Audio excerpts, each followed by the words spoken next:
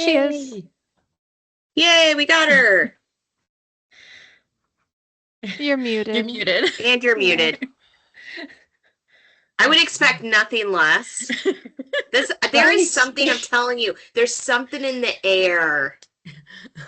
Oh, tell me, You've what is made it? I'm going wow. to bolt to my other business meeting. I'm glad you're online. Accomplishments. Thank you. Yes, thanks to your I'm sorry I get support. to miss Thanks it. so I much hope you for- record it. Maybe you get to watch it later. Okay, sounds great. Have a good morning. Yeah. So the next thing to do is take this window and move it over to where I can look straight at you and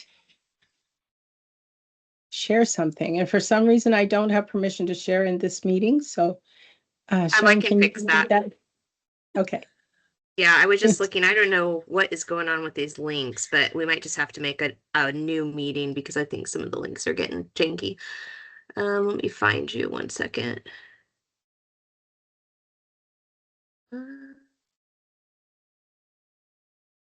There you are. It's just the team's feature du jour.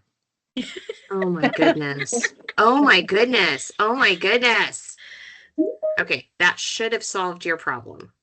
It did. I saw the Excellent. gray go away. Okay, it is all yours. And if you need additional support, I'm sitting right here if you need anything. Oh, thank you, Sharon. Okay, so let's see. Yeah. Here we go. Okay, so this morning we're going to talk about the topic of communication. And it happens to be a topic that is very important to me. And I'll do a quick check. Sharon, can you see the title slide? Yes, okay, great. Yeah.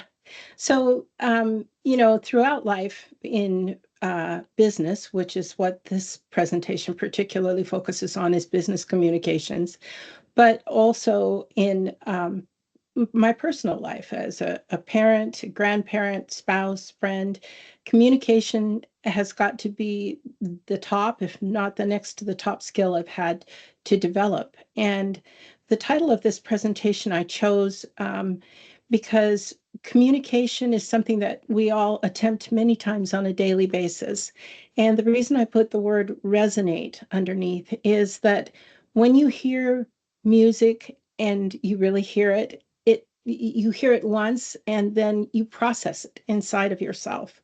And so when we communicate, what we really hope for is that our communication will resonate with the person or group that we are trying to speak with. So understanding that communication is vital, it's really important to look at the context of our particular instance of communication, what type of information, but also who is our audience and what's the objective of trying to communicate. Communication has two sides. Maybe our objective in a certain interchange is to be a listener and process someone else's information and not just to share what we have.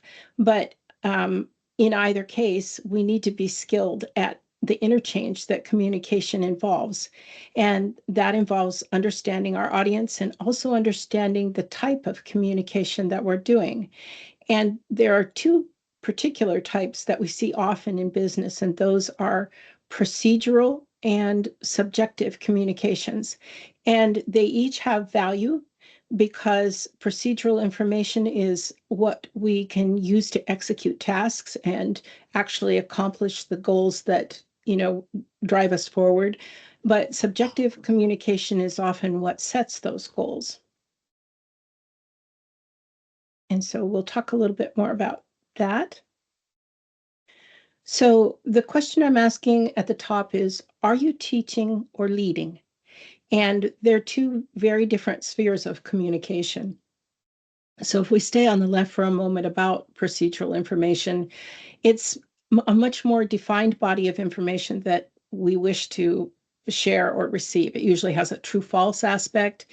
And if we're successful in teaching procedural information, for instance, then that will result in an actual change in behavior. That will be the outflow of our communication, is that the people that we share that information with will adopt better methods for executing whatever the procedure is. And we have a personal challenge of trying to make that procedural information appetizing and also providing ways to test whether competence is really growing or if our words or materials are just going off into the air.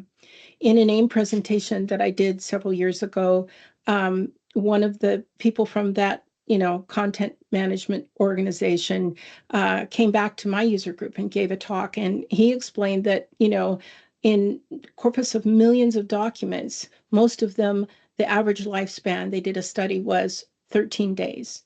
So the information that we're providing, we need to provide it not in a way that it contributes to that ever-growing data stream and then sinks into oblivion, but actually helps resonate or make connection with the individuals who can make use of it. The person who's making the entity that's making use of the sunken information is perhaps an artificial intelligence. And so that's not without value, but it's not our objective when we are trying to share the information that we have. And the other sphere, the one that tends to be of the most impact to us, we talk about the fact there's an old phrase that says life turns on a dime. Well, I happen to believe that sometimes life turns on a word rather than a dime. And when we're part of a process, perhaps to make a business decision, or we're an influencer to someone who is in the C-suite or, in other ways responsible for major decisions, these decisions are subjective and they're complex. And if they're going to be made in a way that benefits the organization or purpose that they were designed to benefit, they require multiple inputs in order to be accurate. And this author, Susan Scott, she wrote a book called Fierce Conversations. And one of the phrases that she repeats quite a bit in the first chapter or so of that book is interrogate reality. And the reasoning behind that is that we each have our own version of reality. And she takes the old saw about the many sides of the elephant and how each person describes it differently depending on where they're standing. And she turns it into an illustration of a beach ball, with the thought that the person in marketing perhaps lives all the time on the blue stripe of the beach ball. They're rah-rah for, company objectives, anything that will help elevate the purposes that they are marketing. They're 100% behind. And they might happen to be collaborating in a major decision with someone representing finance. And all the finance or the compliance specialist might see, they might live on the red stripe of the beach ball. And everything is warning, danger, every day, all day long. And so those two people's perspectives are not one correct and one incorrect.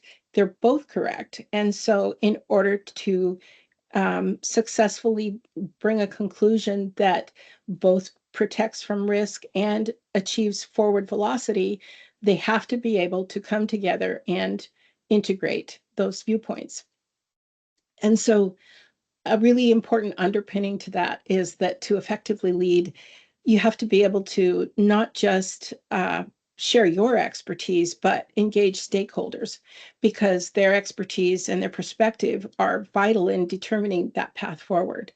And we're going to talk more through this presentation about the difficulty of engaging stakeholders and what that involves, because it's really key to communication, that it be a two-way street.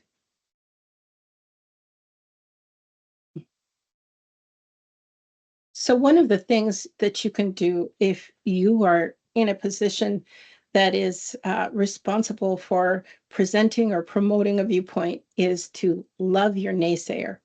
And if we look at that illustration, I could just imagine the words coming out of, that one lady's mouth on the right. She's not looking exactly convinced. And the fellow on the left looks fairly disengaged. And when you're in a position where you're giving a presentation and the peanut section from your perspective comes up and says, oh, that doesn't make any sense. You didn't consider A, B, or C. And it's stressful because it's in the moment and it doesn't follow whatever you have scripted out to share. And so it could be possible to view that kind of interruption negatively, but in actuality, that person, that naysayer, is doing you a favor, because especially if they're internal to an organization and you're external to it, they're voicing concerns that other persons who are less inclined to speak to you would voice, and they're helping draw out what they see as the weak spots in your proposal. And so you have to come prepared to allow for that perspective, because that could be a very valid red stripe on the beach ball. And so you want to anticipate common questions, but also to remain calm and friendly. And if you are really to acknowledge someone's objections, you might not, even if you, as the bullet points out, stay on topic and know your material well and be prepared to make ad hoc responses on most aspects of your topic, you might get a left field question that you're not prepared to answer, or it may even be a question that informs your thinking and raises this flag in your mind like, oh boy, we do need to check that out. So, it's very important to acknowledge and respect all of your audience. And if you can, retain that contrarian as a stakeholder in the decision-making process, because as adversarial as they may seem, maybe they feel it has consequences, money out of their budget and department that they don't think is necessary. Solving the problems that they bring up together with them and making sure that you reach out and accommodate that. I mean, obviously they have enough authority within their organization that they feel confident to speak to you about this, and so their opinions have to be considered and helped. But sometimes you're in a very different situation. Sometimes you're not the person leading the meeting or the person with the authority to say who speaks, who doesn't, what viewpoints are acceptable and what aren't. And you might have, from your stripe of the beach ball, maybe you're, over on green. And that comes to mind a lot in software development situations, because it's often a great debate when a company goes in to improve their commercial applications, whether they'll keep patching up the old application, or whether they will be very bold, leap off the cliff and go greenfield into something entirely new. And so when you're not the person in the place of power in a meeting, you must concede authority. You have to give respect to the person whose job it is to run that meeting. But at the same time, you should not concede facts, because your professional reputation depends upon you being a trustworthy resource. And so while you may not verbalize or argue with some of the conclusions that are made, neither would you speak up and just, be a fan person and say, oh, that just sounds wonderful, if you truly had concerns. So, loving your naysayer, and then when you have to be the naysayer, try to do it with skill. Try to do it in a way that supports the organizational objective as a whole and your business relationships, but keep it going. And if anybody has any thoughts or interjections, I welcome them. Otherwise, I'm going to proceed to the next few thoughts. Okay. So another really important aspect of communicating is understanding who you're communicating with. Because if you're communicating, especially on important topics, and to some of us, what's in the coffee break room might be an important topic, but in any case, and particularly if you're in a role that you are instructing or leading, your ability to communicate is going to have a lasting impact. And if you look at your audience, there's going to be different responses. We're not just trying to deliver a message, but we're trying to deliver a message while understanding that our context is the experiences, values, and emotions of those who are learning. So one of the things that a very experienced IT consultant taught me years ago, because I love tech topics. So I tend to launch off the cliff with a big spiel of how this or that works or what's wonderful about this or that technology. And if you're in a meeting with a group of executives, a lot of times that really does work as a sleep tonic. So it's not the best way to propose new ideas. And he taught me the simple effective thing of just saying, well, there is this. Would you like to hear more about it? So checking in with our audience and letting them know that we're receptive to changing the direction or flow of the conversation if that's not what is, you know, needed for that moment is very helpful. But also when we talk about the experiences of people, um, we go into a meeting and we go into a group setting with people, some that we've met, some that we haven't met. We might be working with people from all over the world, different time zones, and there's different cultures even within the country that you live within. I don't want to call out any particular geography, but I was once in the Atlanta airport and the security guard called me sweet. And what she meant by that is I was daft because I was lost. So, her context with that word sweet was far different than mine. And also the values. What are the priorities of the people that you're speaking with? If we look at the fellow to the right, he might have an engineering focus and he might be very fixated on whether the solution that you're proposing is going to work. And if it doesn't work, he wouldn't be supportive of that.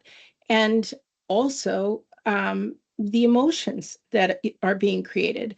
If someone is powerfully invested as a stakeholder, then they might come into a meeting armed, not very receptive, or you might be so eager to put your point across that you might not hear and be able to perceive the other person's reaction to what you're saying.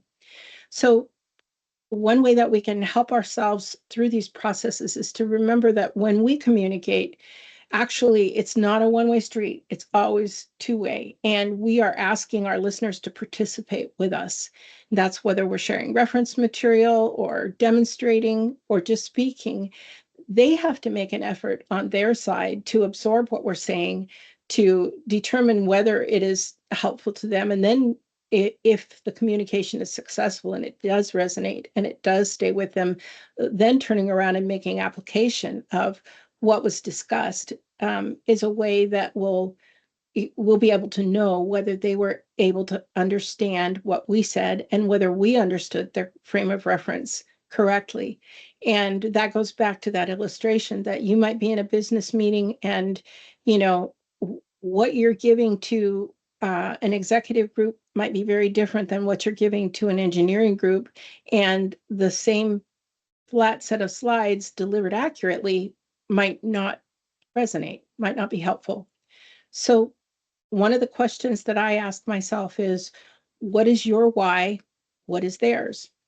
And an experience that I had teaching a Docker class at a consulting firm that I worked at years ago, my why was to fulfill my role, helping with a specific practice and to mentor colleagues who were already, crackerjack developers, very good at what they did, but their why might have been that their consulting manager insisted that they take on this extra class within the company. And yet, their schedules were already full with work, life, and family. So I would try to, it was informal. It was not giving them CEUs or anything of consequence. So I would encourage them to come online with me and show their face and not just lurk. And I would make 10% of the report that I sent back to their consulting manager be based on that participation. And a really interesting thing happened. I didn't ask for someone to stay on camera all the time, just to pop open when they wanted to interact, which everyone did have to participate to a degree. And within 2 or 3 meetings, the artificial boundary of being in a virtual meeting dropped as we all started to converse and get to know one another. And really, that's a good objective to have when we're often working with people that are physically separated. And then what happens is that the other people in your group each bring their experiences, and it makes the teaching and the information that you're trying to share so much better because you understand the scenario in which the person is trying to use it, the requirements of their client, and then you know better how to help with the information that you're sharing. So let's look at the next one. So we all have a lot to say, right? There's so much more going on here than can actually, come out and be shared with others. And so the question is your audience listening? And the reason that they aren't listening might not have a whole lot to do with you or even with your topic, but they're intensely busy. And if it does have to do with your topic, it might be just not that your topic is bad, but is it adding value to them in their role and for what they need to move forward? And also, another really important point to consider is that people have differing learning styles and different capacities for absorbing new information. When I served on a board at one of the previous consulting firms I worked for neurodiversity, I found that the focus was on hiring practices. We were interacting a lot with HR. How can we make the interview process more friendly? And my squeaky wheel comment was always, well, hiring process is short, but the work process is long. And so once that person arrives at our company, how are we going to make it so that they can successfully execute their work? We hired them for a certain skill set and set of gifts. And yet if we constantly put negative pressure on them through our environment, it'll be very hard for them to flourish and thus contribute in the way that they were hired for. So, in delivering and in receiving information, it's good to accommodate different learning styles, different ways of being. Maybe some folks don't want to sit right in your little circle as you're in a meeting. Maybe they want to be off in a corner. Some people want to take notes, some don't. There's varying comfort levels with speaking and being engaged, as noted in the previous topic we were talking about in leading a class. So how can you make your information accessible? What can you offer as a follow-up to someone who doesn't really, have the bandwidth to participate right there? And the other thing to note about that is that all of this starts with respect for your audience. You may not be able to totally alter the structure of a meeting because we're all trying to communicate big concepts in very fixed, limited periods of time. But if we have respect for our listeners, we'll also be able to assure quality in our process of communicating.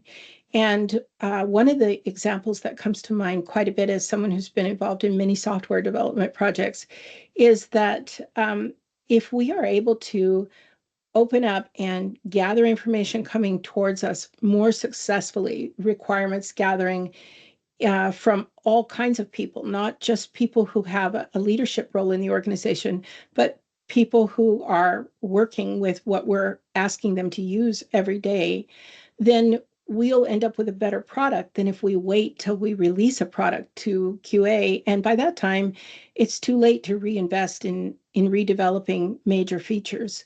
So showing respect for the opinions and trying to be thorough in whom you speak with and how you incorporate the viewpoints of others. Going back to that beach ball, don't forget the other stripes.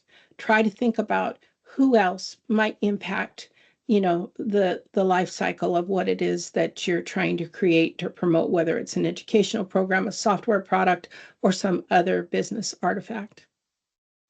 And then there's a final challenge with engaging your audiences, and that is that you might be trying to communicate with people that you cannot see. So let's look at the next slide and talk about that a little bit. The next couple. So we want to engage our audience, even if they're anonymous to us. And I have felt the stress of this various times, like, giving a streaming presentation or trying to make a video. I'm trying to make sure that the things that I'm sharing are going to be relevant to an audience that I don't know and don't understand. So if several people are going to view this presentation, and there are some that have no knowledge of my topic, and there are some that are expert at it. Am I able to provide both an introductory statement as a ramp on to the more senior information that I want to share with those who would benefit from it and who won't have a lot of time to engage with my presentation unless there are things of value in it? And so thinking about your content is important, but then when you're speaking to the camera, you want to have meaningful eye contact, even if there's no one in the room. So that's where I suggest making your camera your friend. If you want to put Mr. Potato Head ears on it, or, talk to it like it's your pet dog and you just think it's the sweetest thing, it'll bring warmth into your presentation that wouldn't be there if you were just trying to speak in a static, cold manner to your camera setup. And the other thing that's important is to control your expressions, because you might see a question pop through in a streaming presentation and you might think in your mind, what? But you don't want to make a face like that, and you don't want to overreact. You just want to be receptive to information, incorporate it as you can, and where appropriate. And then also dress and comport yourself as if you were presenting in person, because even if the audience is anonymous to you, you're still showing respect for them. So, and I think this is very important, when appropriate, ask others to be on camera with you and invite conversation at regular junctures. So sometimes if a presentation is leaping from topic to topic, people will have questions at a certain point, and before they can, raise them, the presentation will move on and they kind of get lost in the flow. And sometimes that doesn't matter, but sometimes it is important. So if you're at a key point that you want to make sure was driven home with your audience, that's a good point to pause, take a sip of water, let people talk if they have something that they might want to say. And then that pretty much concludes the things I have to share. So I was hoping that this would end up being something that we could discuss. And I'd like to hear experiences from others in our group, and also to talk about your tips.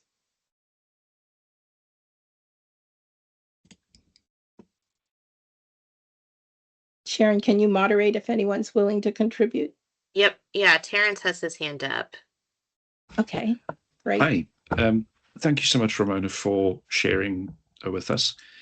So my first tip is invite people to use Teams raise hand feature for lots of different things. It is sometimes a cultural norm that folks don't want to speak up. Using the raise hand lets them form an orderly queue. You can see who put their hand up first. You can then give permission for folks to engage on the call and to share their ideas. The second tip I've got is around lighting. So I deliberately turn my lighting off, and you can see me okay. Teams is doing a pretty good job of compensating on camera, but having the light on, I think makes a big difference. You immediately seem more present, and it's maybe just a personal issue for me, but when I've got someone who's got a bright backlight, their light's not on, I can't really see their face and the expression properly. And regardless of their intent, they come across as being remote, a bit disengaged. And so lighting matters. And I've just got a sort of, I don't know what it would cost in the States, but in the UK here, it was probably about £7 or £8, little USB plug-in from IKEA. You don't have to spend a lot of money on a fancy ring light rig. You can sort of have a lamp or whatever, but it helps. I did have a third one, but I can't remember it. I got carried away with my first couple of tips. So yeah, I'll yield to the next speaker. Those are very good. I have Elgato key lights here. And a Stream Deck I haven't learned how to use. So, yeah. Speaking of hands, I agree. I think the raise hand feature is super helpful for me, both as a moderator and as a speaker. Joy has her hand up next. I do. I'm a huge fan of the raise hands because that way you're not trying to wait for teams to get the pause just right between when someone stops speaking and they're taking a breath, and it just makes things easier and better. Also from this is a preference, not a do this or don't do this thing, but I don't like it when I'm doing webinars if there's QA and chat. And I know it can keep the chat cleaner because the questions go to QA, but especially if I'm a one-woman show, it's like, oh, I have to remember to go check it. I'll ask people, please put your question in there. If I don't answer it, nudge it. We'll have time at the end. Actually, I like to have a conversation as we go, so I don't usually wait till the end. Or I'll ask them to put a Q in front of it so I can see that it's a question. It just kind of helps things feel or flow better for me. And I like that you say like to invite a conversation. Nobody likes to be talked at for the long period of times. And it just feels more fun when we're having a conversation about the topic, not just talking at or listening to for, an hour or whatever. Yeah. Yeah, This I is really heartily good. Thank agree. you. I agree with you so much. And also, like for myself, without someone's help like Sharon's, I would have a really difficult time both following what I was presenting and following two different threads. Yes. Even one is challenging. Can be for sure. But thank you for this. This is great. Yeah, thanks for being here. I'm pleased to make everyone's acquaintance. So I put my hand up so I could get in the line. But I mean, there was one of the little nuggets that I really got out of that I think a lot about, and I want to reiterate because I think it was really nice how you said it is it's the respect of the people you're communicating to, and it's the respect from the people you're communicating to towards you as well. And I do think sometimes, I mean, I think we do this in general, but I think virtually it's even easier to like let that respect drop. And I think if you're going to participate in any level, whether you're presenting or whether you're listening and paying attention, I think it's really important to respect the other side. So if you're a presenter, I do appreciate the idea of you need to respect the people who are listening to your presentation or who are listening to your class or whatever. You need to make sure to respect what their needs are. But also, I think we should flip that and really remember that whoever is presenting or training or teaching or whatever it is that they're doing to be, kind of in front of that audience, I think they deserve our respect too. And in that vein, I would say, if you're going to attend, be prepared to attend. And if you can't attend properly, make sure that everybody knows kind of what level you are attending at so that, there's not a missed expectation there. But I think that was really great that you brought that point up specifically. Yeah, that's so true, Sharon, because if you didn't communicate the reasons for your disengagement, it might come off as your lack of interest in the topic or disrespect. And I realized that on the first slide, I kind of missed an opportunity to share one beach ball stripe story where I was consulting in a firm and big problems had developed with a major application. And it was, you could have written a DevOps book around it because it was the classic division between old school ops and the dev department.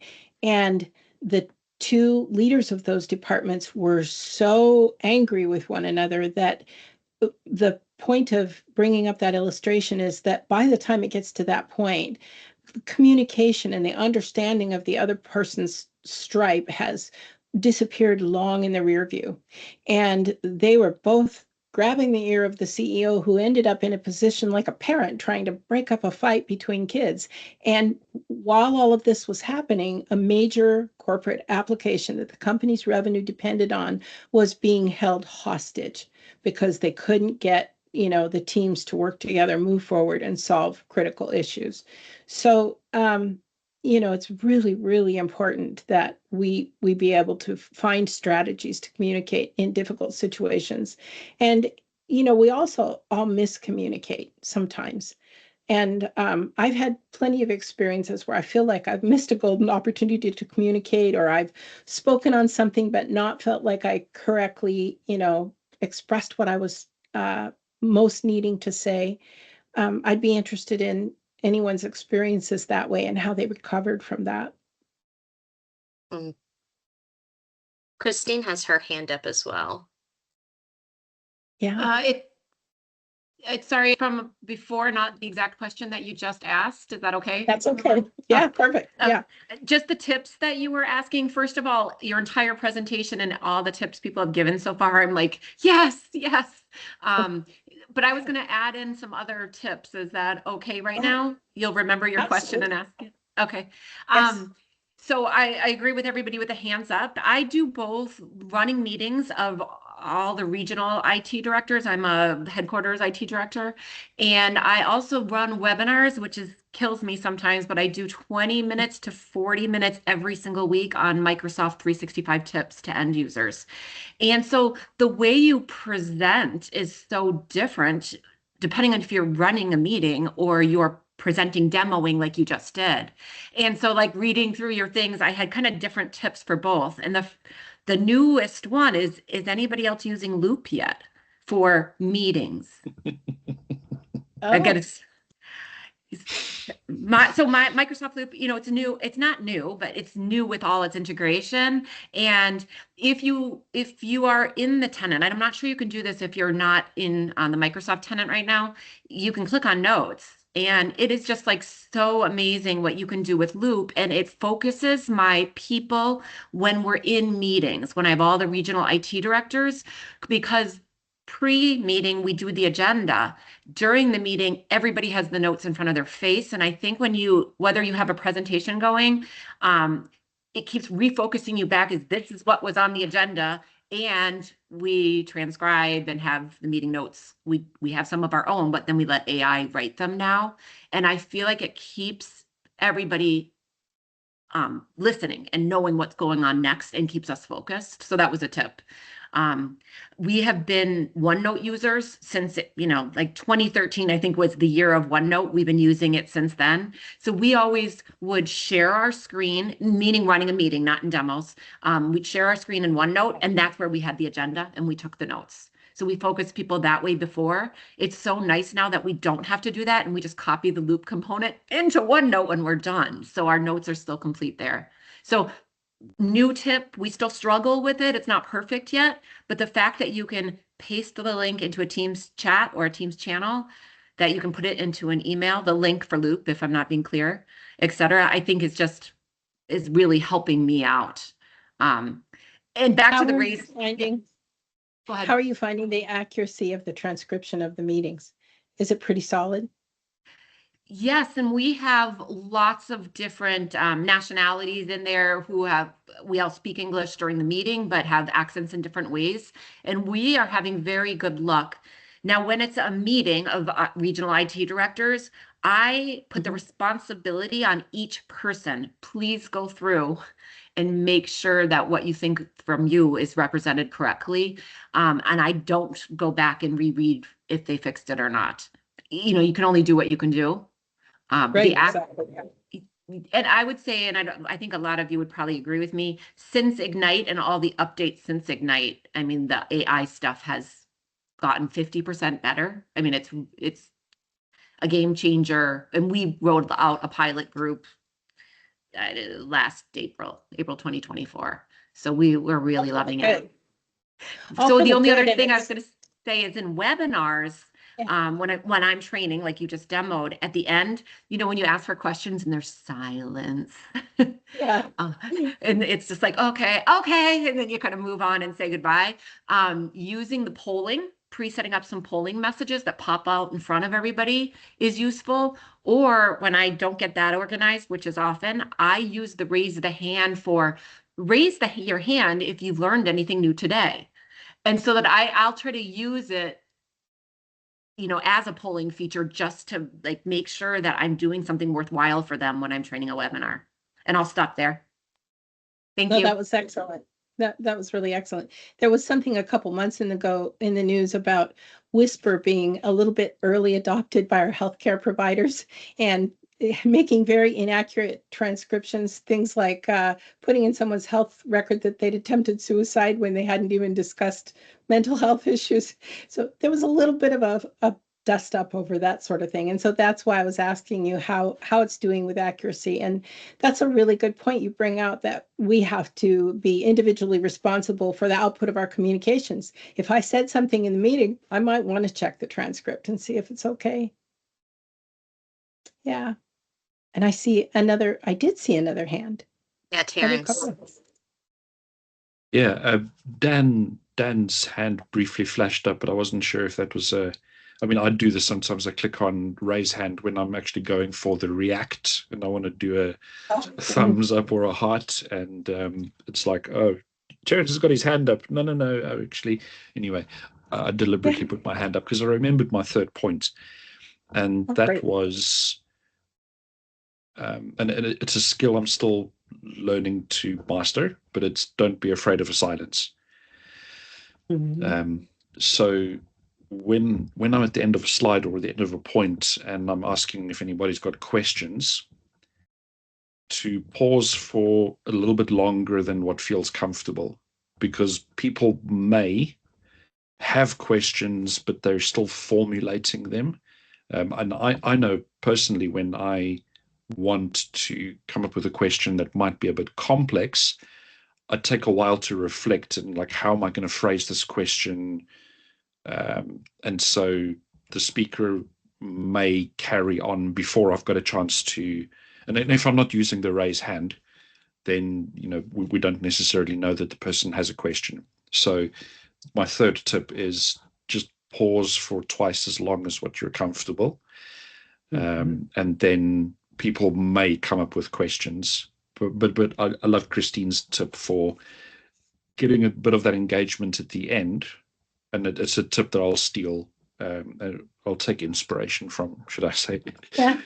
Raise your hand if you learned something, because then if people put their hands up, you can go in for a follow-up. So, Rachel, you put your hand up. Mind sharing what you learned? No pressure, but if you don't, because it's sort of just giving them again that, I don't know, it's different culturally, but in some cultures, the person who's presenting is sort of teacher in front of the class, or the boss, and you can't interrupt them. And so trying to break down that cultural norm when it's appropriate to try and invite more engagement, I think that's really useful. Yeah, that's excellent. And we have another hand raised. Dan? And I was raising my hand to point out that I learned something. I learned quite a bit from your presentation, Ramona, and the comments. So that was Terrence on purpose, but I only put it up to say that I was learning things today. Oh, good. I'm very happy to hear that. Yeah. So, well, I really appreciate, Corinne's invitation to be part of the group here. And I'll wrap up by telling you a little bit about myself. I offer pre-project consulting from my business, which is Fusion Cloud. You can reach out to me anytime. The same phone number is at Fusion Cloud, fusion with a Z.com. And you can also reach me by email at pro@fusioncloud or on LinkedIn /Ramona Maxwell. And so I offer pre-project consulting. And what I mean by that is that many people want to engage, many businesses want to engage, for instance, a Microsoft partner or another consulting firm. But it's really helpful if they have what some consulting companies provide as workshops. And for many years as an enterprise architect, that was my role, to go in and provide a workshop on requirements. However, when you do that with the consulting company that you're proposing to hire, It's kind of like getting advice from someone who has a vested interest in them purchasing your product. And I offer short engagements to help you define your requirements without any pressure to buy anything further from me, because I don't sell anything, but I can recommend good partners in the space that you might be looking for. And the other thing that I do, and that I've had the privilege to work with Sharon on, is I am a Microsoft certified trainer, and I'm certified at the expert level in Azure administration and also in DevOps. I'm the author of a book this last year through A-Press called Azure Arc Systems Management, Governance and Administration of Multi-Cloud and Hybrid. I don't know if you can see that, but I'll send a book to the first couple people that send me an email and ask for it, if you would like, if that's your space and you're interested in that. And I'm starting to work on another book for A-Press about the Microsoft co-pilots, and I intend for it to be a practical series that reaches out and, presents the experience from all the different use cases that people have, because really it's a ubiquitous term now, so, and digital assistants are part of our life. It's like our little pet that we take care and bring with us everywhere. So, understanding what it's doing and how to help it serve us and not, trip us is, I think, very important.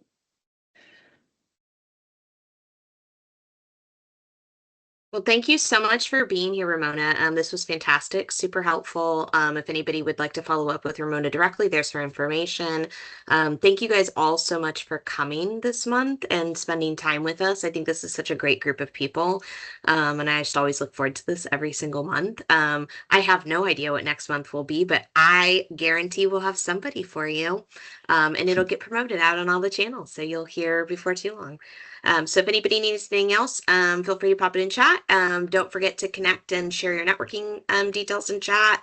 And other than that, everybody have a lovely afternoon. Oh, Dan, I'm sorry. I see your hand up. Did you have a question? Or is it just still up? Ramona, I just put it up. Ramona, are you going to the MCT Summit by any chance at the end of the month in Seattle? I will be there. I will be there. Yes. I'll see you there. I'll see you there at the after events. I have not signed up for the summit, but I will be in Seattle for those 2 or 3 days. So, oh, that's fantastic. I will be around. Wonderful. Yeah. It's wonderful. Tell me your full name. Oh, there it is, Dan. Okay. It's Dan Ray, R-E-Y. Okay, wonderful. Yeah. Yeah, I'll be staying with my brother-in-law, Don Ray. A couple letters swapped. Oh, there. Cool. There you go. Yeah. All right, you guys. All right. Thank you. Yeah. Bye, everyone. Have a great day.